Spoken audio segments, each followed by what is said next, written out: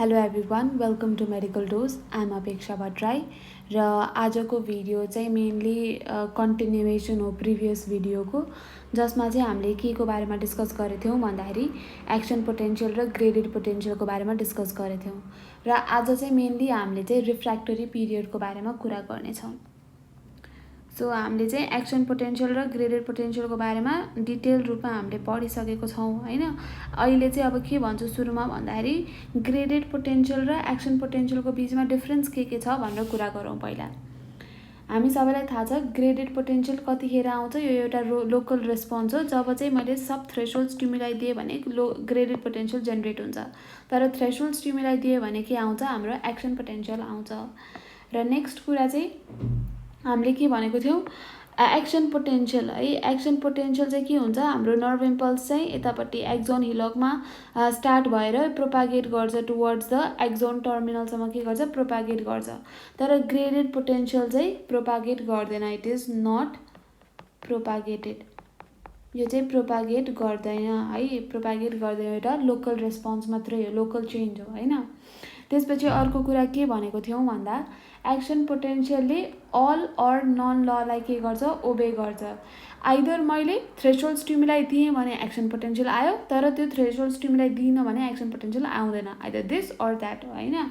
Action पोटेन्शियलले चाहिँ ओबे गर्छ, तर ग्रेडेड पोटेन्शियलले चाहिँ के गर्दैन, हाम्रो ओबे गर्दैन है। Obey, it does not obey, does not obey all or none law. All or none ललाई चाहिँ यसले ओबे गर्दैन हैन, हामीलाई थाहा भयो। त्यसपछि अर्को कुरा के भनेको थिएँ भन्दाखेरि ग्रेडेड पोटेन्शियललाई हामीले समेट गर्न पनि सकिन्छ भनेर भनेको थिएँ। टेम्पोरल समेसन, स्पेसियल समेसनहरूको कुरा गरेको थिएँ हैन। So graded potential it can be summated, it can be summated हैन। अनि इपिएसपीलाई समेट गरेर हामीले थ्रेशोल्ड पोटेन्शियल ल्याएको थियौँ हैन, तर एक्सन पोटेन्शियललाई चाहिँ हामीले समेट गर्न मिल्दैन हैन। यिनीहरू नै के भयो, हाम्रो डिफ्रेन्सहरू भयो ग्रेडेड पोटेन्शियल र एक्सन पोटेन्शियलको बिचमा। र एक्सन पोटेन्शियलको हामीले भेरियस फेजेस, तिनीहरूको आयोनिक बेसिसहरूको बारेमा नै कुरा गरेको थियौँ, जुन चाहिँ एकदमै बढी इम्पोर्टेन्ट छ है। यो ionic basis of action potential एकदमै बढी इम्पोर्टेन्ट छ। यसबाट एसएक्यू एमसिक्यू सबै सोध्ने प्रोबेबिलिटी एकदमै बढी छ है त। सो आज चाहिँ हामीले रिफ्र्याक्टरी पिरियडको बारेमा कुरा गर्छौँ। त्योभन्दा अगाडि चाहिँ हामी डिस्कस गर्छौँ कन्फर्मेसन है। Confirmation of voltage gated sodium channel. पहिला सुरुमा हामीले के बुझ्न पर्ने हुन्छ, भोल्टेज गेटेड सोडियम च्यानल कस्तो हुन्छ त भन्ने कुरा चाहिँ हामीले बुझ्न पर्छ है। त्यसको लागि यो एउटा फिगर हेरौँ, यसले के देखाएको छ भन्दाखेरि भोल्टेज गेटेड सोडियम च्यानल देखाएको छ है त। भोल्टेज गेटेड सोडियम च्यानल देखाएको छ र यो भोल्टेज गेटेड सोडियम च्यानलमा हामीले के दुईटा गेट देख्न सक्छौँ। एउटा छ एक्टिभेसन गेट हैन, अर्को छ इनएक्टिभेसन गेट हैन। हामीले भोल्टेज गेटेड सोडियम च्यानल चाहिँ यस्तो हुन्छ, यो चाहिँ प्लाज्मा मेम्ब्रेन भइहाल्यो बाइलिपिड लेयरको, र यो चाहिँ के भयो, हाम्रो भोल्टेज गेटेड सोडियम च्यानल भयो। अब यो भोल्टेज गेटेड सोडियम च्यानलमा हामीले दुईटा गेट देख्छौँ, एउटा छ एक्टिभेसन गेट, अर्को छ इनएक्टिभेसन गेट हैन। अब सुरुमा हामीले के देखेछौँ भन्दाखेरि एक्टिभेसन गेट क्लोज गरेको छ। एक्टिभेसन गेटले यो सोडियम च्यानललाई क्लोज गरिदिएको छ है। एक्टिभेसन गेटले क्लोज गरिदिएको छ। यस्तो कन्डिसन हामीले कतिखेर पाउँछौँ त भन्दाखेरि रेस्टिङ स्टेटमा है। रेस्टिङ कन्डिसनमा, रेस्टिङ स्टेटमा चाहिँ हामीले यो कन्फिगरेसन है, यो कन्फर्मेसन पाउँछौँ भोल्टेज गेटेड सोडियम च्यानलको। त्यसै गरी सेकेन्ड पिक्चरमा हामीले के देख्न सक्छौँ त भन्दाखेरि एक्टिभेसन गेट इनएक्टिभेसन गेट दुइटै ओपन छ हैन, जसको कारणले के भइरहेको छ, सोडियम चाहिँ एक्स्ट्रा सेलुलर फ्लुइडबाट इन्ट्रासेलुलर फ्लुइडमा के भएको छ, there is influx of sodium है। सोडियमको इन्फ्लक्स भएको छ र यस्तो खालको कन्फर्मेसन जता चाहिँ के भएको छ, बोथ एक्टिभेसन गेट र इनएक्टिभेसन गेट ओपन छ। यो चाहिँ हामीले कता पाउँछौँ त भन्दाखेरि फ्रम थ्रेशोल्ड स्टिमुलसदेखि है, थ्रेशोल्ड पोटेन्शियलदेखि पिक अफ एक्सन पोटेन्शियल भन्नाले हामीले अस्ति चाहिँ फिगर बनाएको थियौँ हैन। कस्तो हुन्छ त भन्दाखेरि यो सपोज हाम्रो थ्रेशोल्ड यो भयो, थ्रेशोल्ड स्टिमुलाईको भयो हैन, -55 मिलिभोल्टमा ओके अलिक क्लियरली बनाउँछु।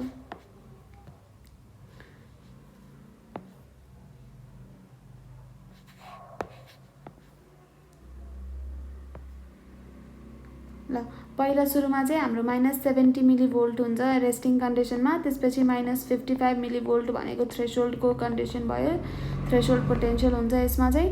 त्यसपछि +30 सम्म चाहिँ के जान्छ, +30 सम्म चाहिँ 30 मिलिभोल्ट सम्म चाहिँ हाम्रो डिपोलराइजेसन हुन्छ हैन। सो यहाँबाट चाहिँ हामीले थ्रेसोल्ड स्टिमुलस दियौँ। अब थ्रेसोल्ड स्टिमुलाई दिए भने के जेनेरेट हुन्छ, हाम्रो एक्सन पोटेन्शियल जेनेरेट हुन्छ। हाम्रो के जेनेरेट हुन्छ, एक्सन पोटेन्शियल जेनेरेट हुन्छ।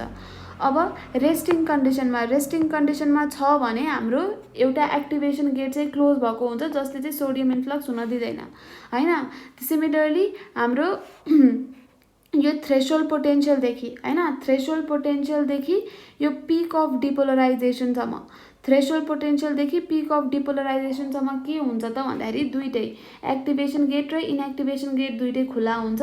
खुला भएको कारणले इसिएफबाट सोडियम चाहिँ इजिली इन्फ्लक्स हुन्छ टुवर्ड्स द इन्ट्रासेलुलर फ्लुइड हैन। यो चाहिँ हाम्रो ओपन यस्तो खालको कन्फिगरेसन चाहिँ हामीले थ्रेसोल्ड पोटेन्शियलदेखि पिक अफ एक्सन पोटेन्शियलसम्म देख्न सक्छौँ। त्यसपछि थर्ड पिक्चरमा हामीले के देख्छौँ त भन्दाखेरि थर्ड पिक्चरमा इनएक्टिभेसन गेट चाहिँ के भएको छ, क्लोज भएको छ। इनएक्टिभेसन गेट के भएको छ, क्लोज भएको छ। यसलाई के भनिन्छ, इनएक्टिभेटेड स्टेट भनिन्छ अफ सोडियम च्यानल। यसलाई के भनिन्छ, इनएक्टिभेटेड स्टेट अफ सोडियम च्यानल, जसमा चाहिँ सोडियमको इन्फ्लक्स हुन पाउँदैन है। इन्टेरियर अफ द सेलमा सोडियमको इन्फ्लक्स हुन पाउँदैन। र यो कतादेखि कता देखिन्छ यो इनएक्टिभेटेड स्टेट भन्दाखेरि फ्रम यो peak of action potential to 1/3 of रिपोलराइजेसनसम्म चाहिँ हामीले के देख्न सक्छौँ, inactivated state from peak of action potential to 1/3 of repolarization हैन। रिपोलराइजेसन फेजमा चाहिँ 1/3 अफ रिपोलराइजेसन फेजमा चाहिँ हामीले इनएक्टिभेटेड स्टेट देख्छौँ। र हामीलाई अब मेन कुरा के जान्न पर्छ त भन्दाखेरि यो इनएक्टिभेटेड जुन स्टेट छ नि, इनएक्टिभेटेड स्टेट अफ सोडियम च्यानल, यो चाहिँ फेरि रिओपन भइहाल्दैन है। कतिखेर बल्ल यो इनएक्टिभेटेड स्टेटको सोडियम च्यानल रिओपन हुन्छ त भन्दाखेरि जब हाम्रो मेम्ब्रेन पोटेन्शियल रेस्टिङ मेम्ब्रेन पोटेन्शियलतिर जान्छ, near the resting membrane potential हुन्छ, तब मात्रै हाम्रो यो inactivated state of sodium channel चाहिँ के हुन्छ, बल्ल ओपन हुन थाल्छ है। बल्ल यो इनएक्टिभेटेड स्टेट ओपन हुन थाल्छ। सो के कुरा याद राख्नु पर्यो भन्दाखेरि इनएक्टिभेटेड गेट है, इनएक्टिभेसन गेट चाहिँ के हुँदैन त भन्दाखेरि इट विल नट ओपन कतिखेरसम्म ओपन हुन्न,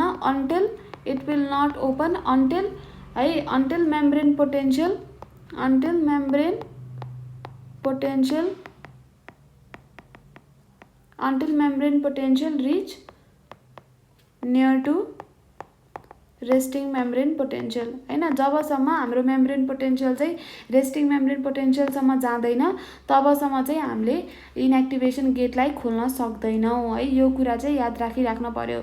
दुईटा गेट हुन्छ, एक्टिभेसन गेट र इनएक्टिभेसन गेट। जब इनएक्टिभेसन गेट क्लोज भएको हुन्छ यसरी, यसलाई चाहिँ इनएक्टिभेटेड स्टेट भनिन्छ। यो इनएक्टिभेटेड स्टेट चाहिँ हामीले पिक अफ एक्सन पोटेन्शियलदेखि 1/3 अफ रिपोलराइजेसन फेजसम्म देख्न सक्छौँ।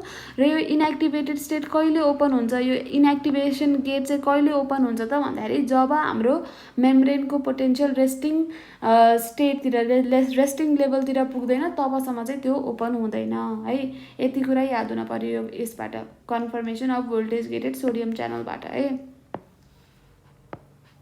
यति भइसकेपछि अब हामी मुभ गर्छौँ टुवर्ड्स रिफ्र्याक्टरी पिरियड। अब रिफ्र्याक्टरी पिरियड भनेको के हो त भन्ने कुरा जानौँ है। रिफ्र्याक्टरी पिरियड भनेको के हो त, पहिला म यसको डेफिनेसन लेख्छु है। यो भनेको त्यस्तो पिरियड हो है, यो भनेको त्यस्तो पिरियड हो during which it is that period during which new action potential है, ड्युरिङ विच नयाँ action new action potential can not be generated, it can not be generated. नयाँ एक्सन पोटेन्शियल हामीले जेनेरेट गर्न सक्दैनौँ, कता जेनेरेट गर्न सक्दैनौँ, in region of cell membrane, in region of cell membrane है, त्यो रिजन सेल मेम्ब्रेनको त्यो रिजनमा जहाँ चाहिँ पहिले एक्सन पोटेन्शियल जेनेरेट भइसकेको छ, in region of cell membrane that has just है भर्खरै that has just undergone action potential है। यो चाहिँ के भयो, रिफ्र्याक्टरी पिरियडको डेफिनेसन भयो। यसले भन्न खोजेको चाहिँ के हो भन्दाखेरि मैले कुनै पनि एउटा सेललाई चाहिँ के गरिदिएँ भन्दाखेरि थ्रेसोल्ड स्टिमुलाई दिएँ भने यहाँ के जेनेरेट हुन्छ, हाम्रो एक्सन पोटेन्शियल जेनेरेट हुन्छ। अब साइमल्टेनियसली अब भर्खरै फेरि मैले अर्को थ्रेसोल्ड स्टिमुलाई दिएँ भने यो सेलमा चाहिँ एक्सन पोटेन्शियल जेनेरेट हुँदैन है, यो सेलमा एक्सन पोटेन्शियल जेनेरेट हुँदैन। केही समयपछि बल्ल फेरि मैले थ्रेसोल्ड स्टिमुलाई दिएँ भने बल्ल यो सेलमा के हुन्छ, एक्सन पोटेन्शियल जेनेरेट हुन्छ। सो त्यो टाइम पिरियड जहाँ चाहिँ के हुँदैन, जहाँ चाहिँ नयाँ एक्सन पोटेन्शियल मैले जेनेरेट गर्न सक्दिनँ है, जहाँ चाहिँ मैले नयाँ एक्सन पोटेन्शियल जेनेरेट गर्न सक्दिनँ, त्यो पर्टिकुलर पिरियडलाई नै हामीले के भनिन्छ त भन्दाखेरि रिफ्र्याक्टरी पिरियड भनिन्छ है। के भनिन्छ, रिफ्र्याक्टरी पिरियड। यो भनेको cell membrane is refractory to next stimulus है, नेक्स्ट स्टिमुलसको लागि रिफ्र्याक्टरी छ सेल मेम्ब्रेन भनेको। अब यो रिफ्र्याक्टरी पिरियड पनि दुईटा टाइपको हुन्छ है, रिफ्र्याक्टरी पिरियड पनि दुईटा टाइपको हुन्छ। एउटा हुन्छ एब्सोल्युट रिफ्र्याक्टरी, एउटा हुन्छ एब्सोल्युट रिफ्र्याक्टरी पिरियड हैन, अर्को हुन्छ हाम्रो रिलेटिभ रिफ्र्याक्टरी पिरियड, रिफ्र्याक्टरी पिरियड हुन्छ है, रिलेटिभ रिफ्र्याक्टरी पिरियड हुन्छ। एब्सोल्युट र रिलेटिभ, अब नामबाट अलिअलि कुरा चाहिँ क्लियर हुन थालिसकेको हुनुपर्छ है त। ल यो चाहिँ हाम्रो ग्राफ भयो।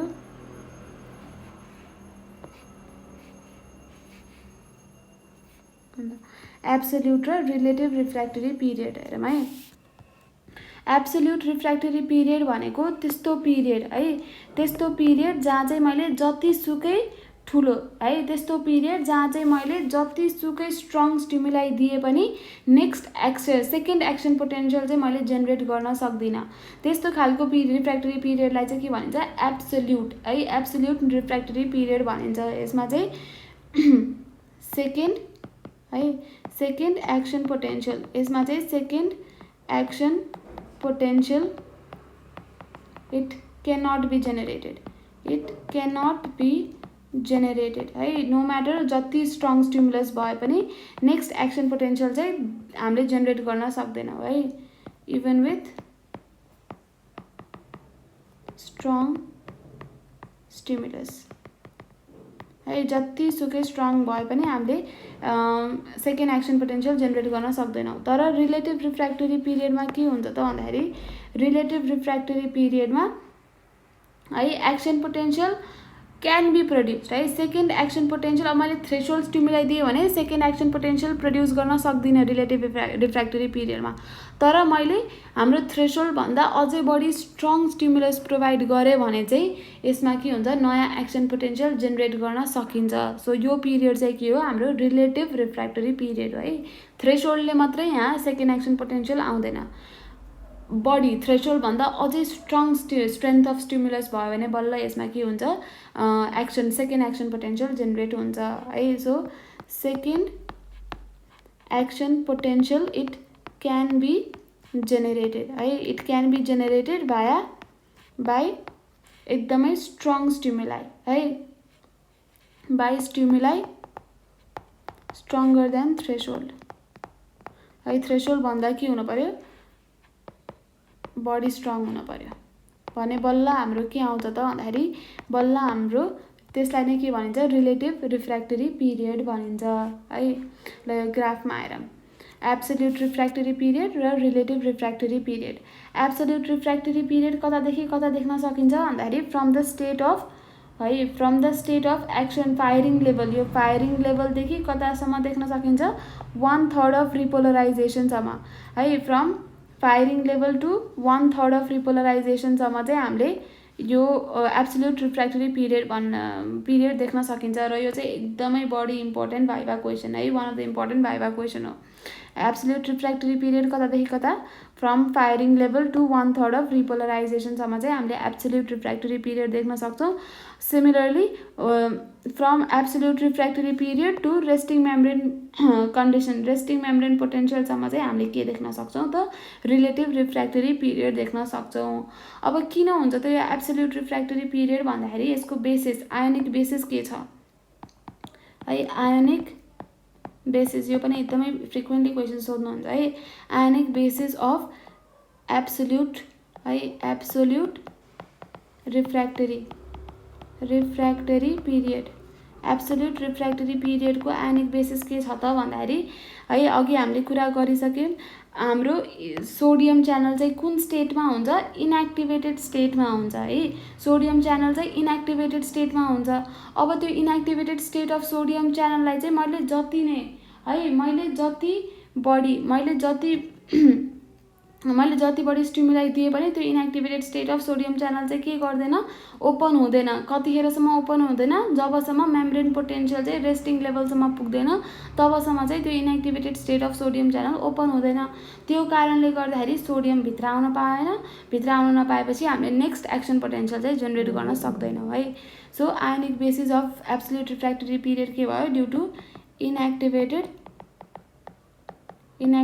स्टेट अफ सोडियम च्यानल होइन, इनएक्टिभेटेड स्टेट अफ सोडियम च्यानलले गर्दाखेरि है, इनएक्टिभेटेड स्टेट हुन्छ सोडियम च्यानलको। अब यो इनएक्टिभेटेड स्टेटमा चाहिँ हाम्रो च्यानल चाहिँ ओपन हुँदैन है, यसले गर्दाखेरि हाम्रो there is no influx of sodium है, सोडियमको इन्फ्लक्स हुन सक्दैन। डिपोलराइजेसन, हामीले फेरि नयाँ डिपोलराइजेसन क्रिएट गर्न सक्दैनौँ। र यो inactivated state of sodium channel कतिखेर मात्रै खुल्छ त भन्दाखेरि जब हामीले चाहिँ पोटेन्सियललाई रेस्टिङ कन्डिसनसम्म लैजान्छौँ तब बल्ल यो स्टेट चाहिँ ओपन हुन्छ, तबसम्म चाहिँ ओपन हुँदैन। सो जति धेरै स्टिमुलाई दिए पनि हामीले एक्सन पोटेन्सियल जेनेरेट गर्न सक्दैनौँ। यो नै के हो, हाम्रो एब्सोल्युट रिफ्र्याक्टरी पिरियडको चाहिँ आयोनिक बेसिस हो है त। सो रिफ्र्याक्टरी पिरियड के भयो, एब्सोल्युट र रिलेटिभ। एब्सोल्युटमा चाहिँ नयाँ एक्सन पोटेन्सियल जेनेरेट गर्न सक्छौँ, रिलेटिभमा चाहिँ एब्सोल्युटमा चाहिँ नयाँ एक्सन पोटेन्सियल जेनेरेट गर्न सक्दैनौँ जतिसुकै स्ट्रङ स्टिमुलाई भए पनि, तर रिलेटिभमा चाहिँ हामीले गर्न सक्छौँ है। This was about the refractory period. Thank you.